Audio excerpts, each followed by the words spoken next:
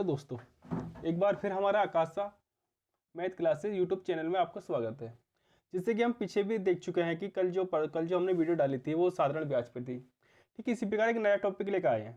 तो इस नए टॉपिक से भी हमें जो एग्जाम में देखने को क्वेश्चन मिलते हैं वो आ जाते हैं। जिससे कि अभी हमें जो इलाहाबाद हाईकोर्ट का जो एग्ज़ाम हुआ था उसमें जो ग्रुप सी का जो एग्ज़ाम था उसमें भी एक क्वेश्चन था, ग्रुप डी के भी क्वेश्चन था। तो इसी के लिहाज से आज हम इसको इंपॉर्टेंट मानते हुए आज इस पर डिस्कस करेंगे और देखेंगे कि इस तरह के जो सवाल बनते हैं वो कैसे बनते हैं और उनको कैसे हल किया जाता है।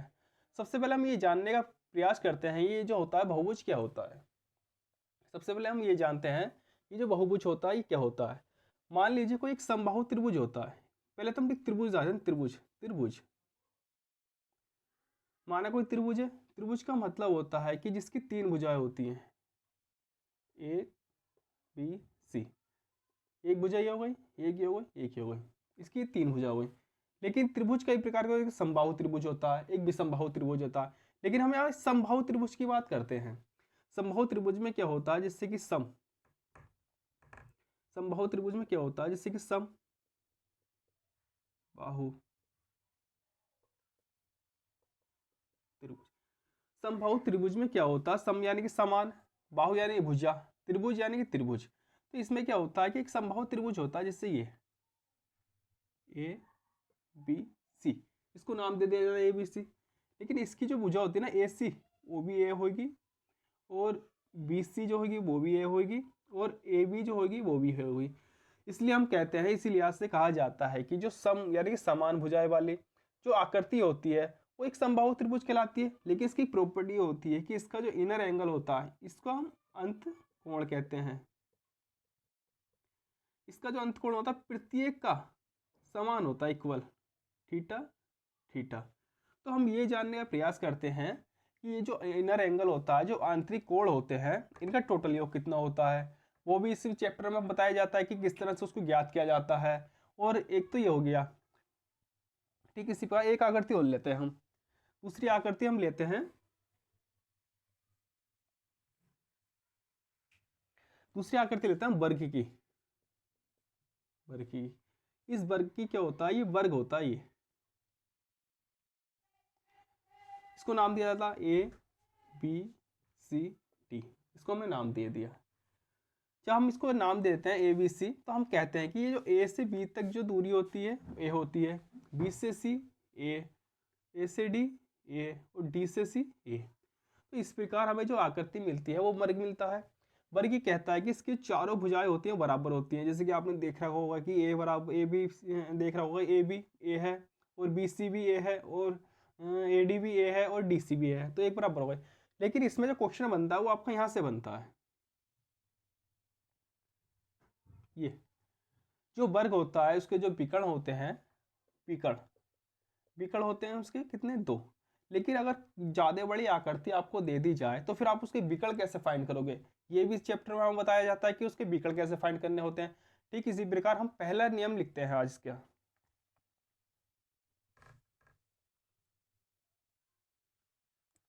पहला नियम लिखते हैं, रूल्स फर्स्ट में देखते हैं कि मान लीजिए कोई एक समबाहु त्रिभुज है।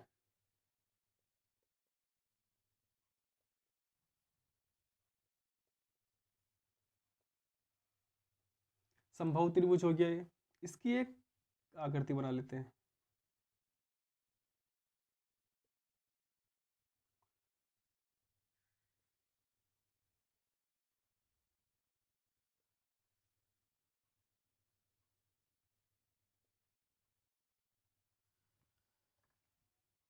जिससे मैंने पहले भी कहा था कि एक समबाहु त्रिभुज होता है जिसकी प्रत्येक भुजा बराबर होती है। प्रत्येक भुजा बराबर होने के बाद जो उसका आंतरिक कोण होता है वो भी बराबर होता है। लेकिन हमें ये तो पता होना चाहिए कि इसके आंतरिक कोणों का योग कितना होता है। उसी के लिए हमारे पास एक फॉर्मूला होता है जिसको हम कहते हैं कि आंतरिक यानी कि अंत्य कोणों का योग। अंत्य कोणों का योग जो निकलता है इस तरह से निकलता है, जैसे कि यहाँ पर हमने लिखा 2n-4 मल्टीप्लाइज 90। ये इसको आप समकोण भी कहते हो, इसको आप समकोण कह देते हो। जैसे कि यह अंत्य कोणों का योग बराबर 2n-4 ब्रैकेट में बंद करते हैं मल्टीप्लाई 90 डिग्री से गुणा कर देते हैं। तो इस प्रकार हम समकोण, लेकिन प्रॉब्लम ये होती है कि यहाँ पर जो होता है एन क्या होता है, एन क्या,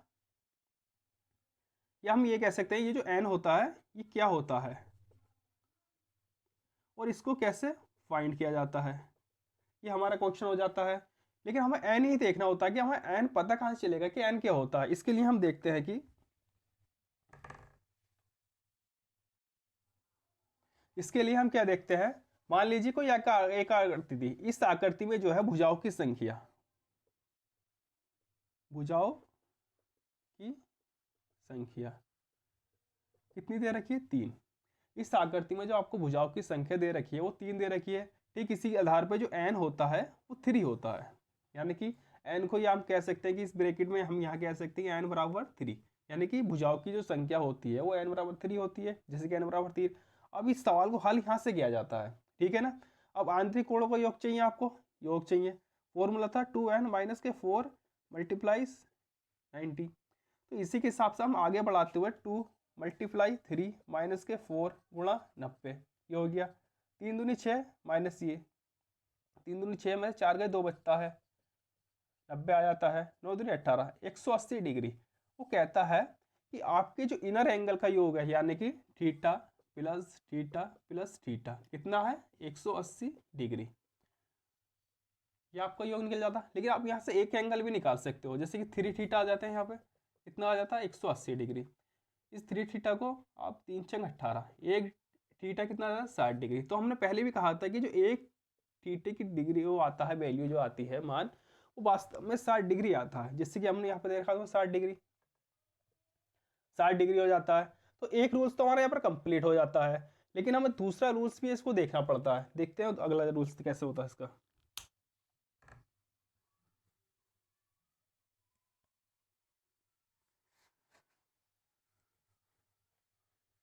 अब हम रूल्स 2 पढ़ेंगे, इसका रूल्स 2। ये पहले रूल्स में जो क्या होता है, जिससे कि हमने कहा था कि एक समबाहु त्रिभुज होता है, ये समबाहु त्रिभुज में जो इनर एंगल होते हैं उसको हम फाइंड कर लेते हैं, उनके टोटल योग। ये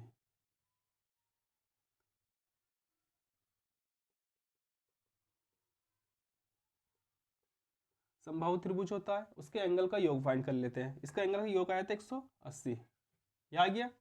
ठीक इसी प्रकार हमारा एक वर्ग लेते हैं, इस मेथड को समझने के लिए, रूल्स को समझने के लिए हम एक वर्ग लेते हैं, वर्ग लेते हैं। वर्ग ले लेते हैं कि उसकी जो चारों भुजाएं होती है वही बराबर होती है, जैसे कि ए बी सी डी हो गया। यहाँ से यहाँ ए से बी गए, ए हो गया, दूरी हो गई। बी से सी के बीच ए की दूरी हो गई, ए से डी और डी से सी, इसी प्रकार ये दूरी होती है। लेकिन हमारी प्रॉब्लम जो आती है वो विकर्ण पे आती है, विकर्ण। ये हम यहाँ तो पता लगा लेते हैं कि विकर्ण कितने हैं, लेकिन प्रॉब्लम जो आती है वो इस तरह की जो आकृति मिलती है हमें, उसमें प्रॉब्लम आ जाती है, जैसे ये। अब हम इसमें ये जल्दी से नहीं पता लगा पाएंगे कि विकर्ण कितने हैं, क्योंकि यहाँ पर ए, ये भी ए, क्योंकि इनकी जो भुजाएं होती है वो समान होती है। उसने पहले क्या रहा, ये जो पॉलिनोमियल होता है वो समबाहु पर काम करता है, वर्ग करता है, उसकी भुजाएं समान होनी चाहिए तभी वो वर्ग करेगा, ठीक है ना। जैसे कि इसकी विकर्ण हमें पता नहीं कितने हैं, लेकिन इसके विकर्ण को फाइंड करने के पहले हमें फॉर्मूला पता चाहिए, ठीक है ना। अब जैसे कि विकर्ण हमने कहा, विकर्णों की संख्या। अब हमें विकर्ण की जो संख्या होती है कैसे ज्ञात करें, उसके लिए हमारा फॉर्मूला होता है n माइनस 3/2, ये होती है फॉर्मूला। तो हमारे पास जो n यानी कि भुजा है, n क्या है यहाँ पे, भुजाओं की संख्या। यहाँ पे जो n है वो भुजाओं की संख्या है, जबकि भुजाओं की संख्या कितनी है, 1 2 3 4, यानी कि n बराबर 4, यहाँ 4 है। अब इस n बराबर 4 को आप यहाँ रख दो, 4 आ गया, 4 माइनस 3/2, ये आ गया, 2 दूनी 4 आ गया, गुणा 1। तो आपको यहाँ से ये पता चल जाएगा जो आपके विकर्णों की संख्या है वो 2 है। ठीक इसी प्रकार इस आकृति के विकर्ण लेते हैं हम, विकर्ण कितने हैं इसके। इसमें क्या होता है, A B C D E F, ये आ गया एफ, 1 2 3 4 5 6। ये जो यहाँ पे जो हमें n मिलता है वो 6 मिलता है, 6 मिल गया। एन 6 मिलने के बाद अगर हम फॉर्मूला यहाँ पे लगाएं 6 माइनस 3/2, यह आ जाता है 6 माइनस 3/2, 2 तिया 6, 3 आ गया गुणा 6 में से 3 गए 3 बचे, 3 तिया 9। यहाँ जो विकर्णों की संख्या है, इसकी जो विकर्ण है वो 9 संख्या निकल जाती है। ये हमारा सोल्व हो जाता है। अब जैसे कि हमने आपको बताया था कि ये जो विकर्ण होते हैं ये 9 होते हैं, हो गए ना कोई। अब इसी प्रकार की जिसकी जो भुजाएं समान होती हैं, आप समान आकृति की भुजाओं की भुजाएं जो होती है उनके कितने भी विकर्ण आप ज्ञात कर सकते हो। इनका इनर एंगल का योग आप ज्ञात कर सकते हो। इसका जो इनर एंगल होता है वो एक कितना होता है वो आप फाइंड कर सकते हो। ठीक है, इसी प्रकार एक नियम और पढ़ते हैं, इसका अगला नियम देखते हैं।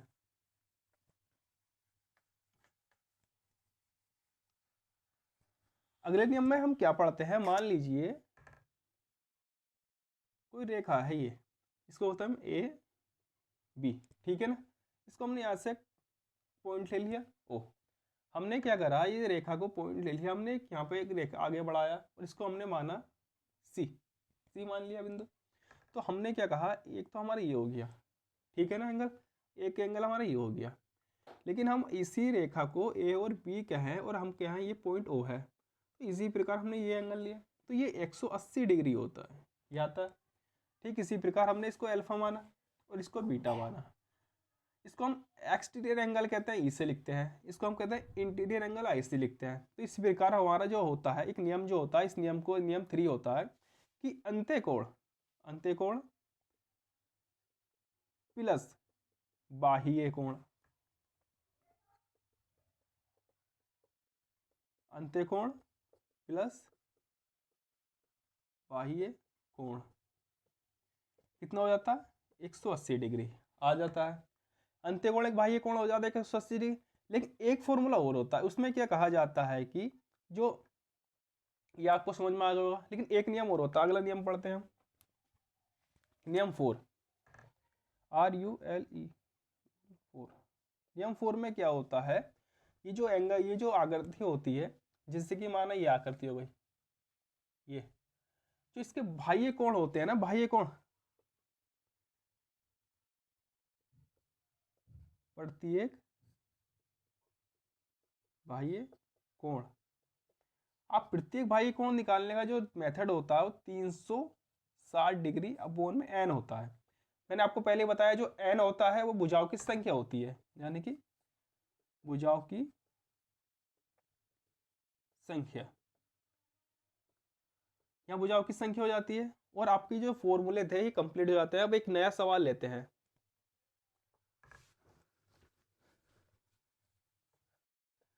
जैसे कि हमने पहले जो है रूल्स हमने कंप्लीट किए थे और इसी प्रकार में एक सवाल लिया है, उसको हल करके देखते हैं कैसे। जैसे उसमें कह रहा है कि मान लीजिए कोई एक त्रिभुज है जिसके दो कोणों के जो माप है वो 48 डिग्री है और 112 डिग्री है, ठीक है ना।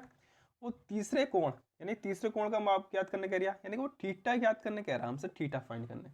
इसमें क्या होता है, थीटा में फाइंड करने कह रहा है। लेकिन हम एक त्रिभुज लेते हैं, त्रिभुज,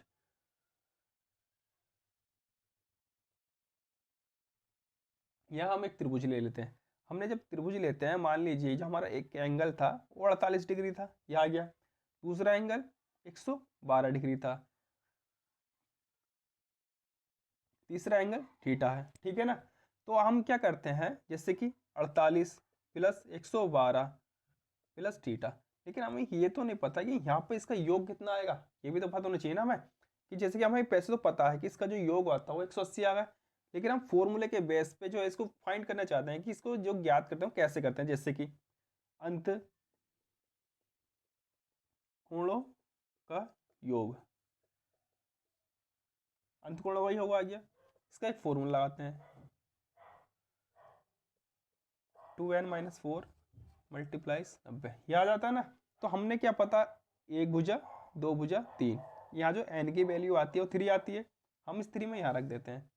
3 दूनी 6 और 90 डिग्री, 6 में 4 घटता है 2, 90 डिग्री। तो हमें जो 180 मिलता है यहाँ पे, क्या वो कहता है कि ABC अपने जो एक आकृति ली है और उसको आपने नाम दिया त्रिभुज, है ना। तो उसका जो इनर एंगल का योग है वो 180 डिग्री है। यहाँ पे जो रखा जाएगा वो 180 डिग्री रखा जाएगा, ये आता है समझ में। अब पहले हम इसको रिमूव करते हैं, नीचे क्या करती हूँ,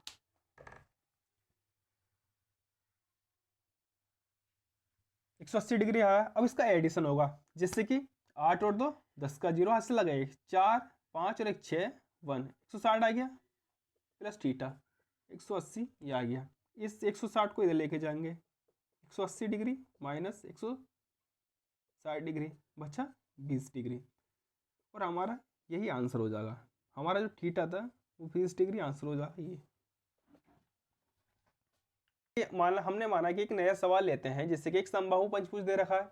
वो कह रहा है कि एक समबाहु पंचभुज के प्रत्येक अंत कोणों का माप कितना होगा, है ना।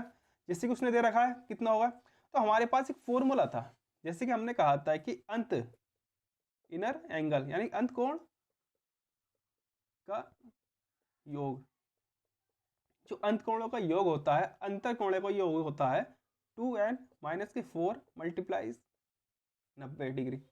यहाँ पे क्या दे रखा है उसने, पंचभुज, यानी कि हमें n बराबर 5 दे रखा है, तो हम 2 मल्टीप्लाई 5 माइनस के 4 मल्टीप्लाइज 90 डिग्री कर देंगे।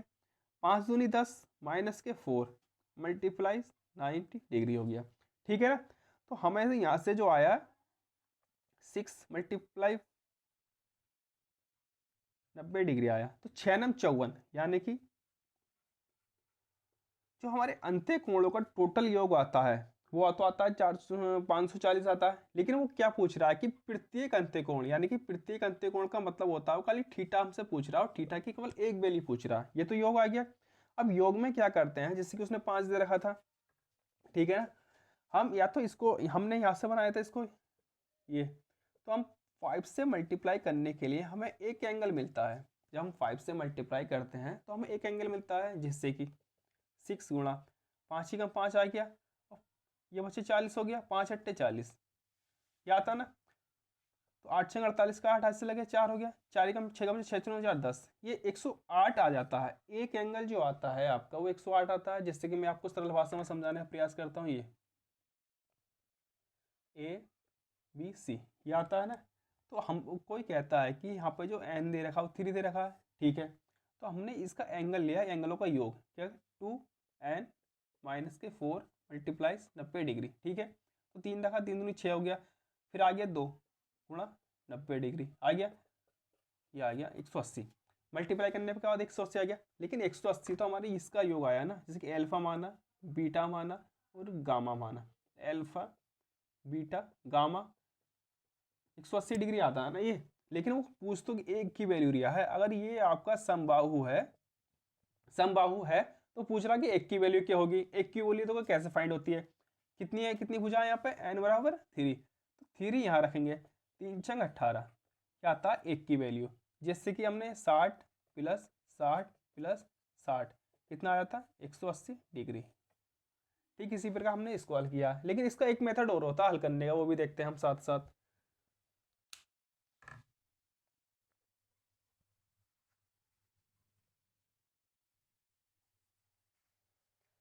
अब हमें क्या पता, हमें जो पता था ये था अंत्यकोणों का योग, इसको रिमूव करते हैं, ठीक है ना। एक हमें पता है कि प्रत्येक बाह्य कोण, प्रत्येक बाह्य कोण जो होता है वो 360 अपोन में n से निकलता है, ठीक है ना। अब हमारे पास पंचभुज है, पंचभुज यानी कि n बराबर कितना दे रखा 5 दे रखा। लेकिन यहाँ पे हमें एक्सट्री एंगल निकलेगा 360 अपोन 5, ठीक है ना। 5 7 35, 5 दूनी 10, याद आता है 72। एक्सट्री एंगल कितना आता है, यानी कि बाह्य कोण, एक्सटीरियर एंगल यानी कि बाह्य कोण 72 आ जाता है। लेकिन हमें पता है कि एक inner angle plus exterior angle का जो योग होता है वो 180 डिग्री होता है। इस 72 को हम एक्सटीरियर एंगल में रखते हैं, ये रख देते हैं 180 डिग्री, ठीक है। प्लस में है तो इधर माइनस में चला जाएगा, आई बराबर 180 डिग्री माइनस 72। 10 में से 2 घटाते 8 बचता है, 7 में से 7 गया 0 और 1 80 का 80। तो हमें जो इनर एंगल मिलता है, खाली एक इनर एंगल मिलता है वो 108 डिग्री हो जाता है। हमारा ये भी आंसर सही है। एक अगला क्वेश्चन लेते हैं इसी जैसा ही एक नया सवाल लिया है। इसमें भी वही फॉर्मूला लगेगा, लेकिन इसमें जो है पहले जो हमारा वो जो सवाल था वो थोड़ा लंबा होगा, लेकिन इसमें हम शॉर्ट करने का प्रयास करेंगे। जैसे कि एक समबाहु, यानी कि समबाहु जो आकृति आप निकालना चाहोगे, लेकिन कंडीशन यह है कि वो समबाहु होनी चाहिए और यहाँ से आपको n मिलता है सचमुच, यानी कि n बराबर कितना है 6 मिल गया है ना। तृतीय कोण, आपको तृतीय कोण यानी कि अंत्य कोण यानी कि एक्सटीरियर एंगल चाहिए, ये आपको निकालना है, और निकालना कितना, एक एंगल चाहिए आपको। तो हमें पता है जो अंत्य कोणों का योग, जो अंत्य कोणों का जो योग होता है 2n-4 मल्टीप्लाइज 90 डिग्री होता है। n बराबर 6 है तो हमें ऐसे अंत्य कोणों का योग मिल जाता है 2n-4 मल्टीप्लाई 90, ठीक है। 6 दूनी 12 ये आता है। अब 12 में 4 घटते तो 8 आ जाता है ये। लेकिन प्रॉब्लम ये होती है कि आप अंत्य कोणों का योग नहीं निकाल रहे हो, आपको निकालना केवल एक एंगल है, इसलिए हम इसको यहाँ ही छोड़ देते हैं, ठीक है। अब हमें एक अंत्य कोण ज्ञात करना है, अंत्य कोण, प्रत्येक अंत्य कोण ज्ञात करना ना, तो 8 की मल्टीप्लाई हम 90 डिग्री से करेंगे। जब हम 8 की मल्टीप्लाई 90 डिग्री से करते हैं और डिवाइड करते हैं हम 6 से, ये आ गए 3 तिया 9, 3 दूनी 6, ये आ गए 4 तिया 12। तो एक जो इनर एंगल होता है वो आपका 120 डिग्री मिल जाता है। देखो एक एक मेथड तो आपका ये हो जाता है 120 डिग्री हो जाता है। पहला तो बहुत लंबा हो गया था लेकिन काफ़ी शॉर्ट हो गया है, ठीक है। एक और समझते हैं, जैसे ये मेथड हम अगला, उसमें क्या करेंगे हम, उसमें एक्सटीरियर एंगल को लेके हल करते हैं।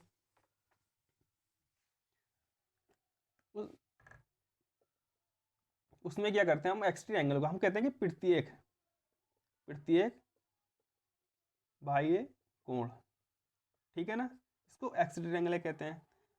360/n होता है, 6 होता है, ये हम 6 रख देते हैं, क्या आ गया 6 6 36, 60 आ जाता है। तो हमारे ये एक्सटीरियर एंगल निकल जाता है एक, ये आता है ना। और इसी प्रकार हमें एक exterior angle plus inner angle का जो योग होता है वो 180 होता है। यहाँ से हम इनर एंगल निकालते हैं, 60 डिग्री रखते हैं, फिर हम 180 घटा, आई बराबर 180 में से 60 घटाते हैं, तो जब आई जो होता है हमारा 120 डिग्री आंसर हो जाता है।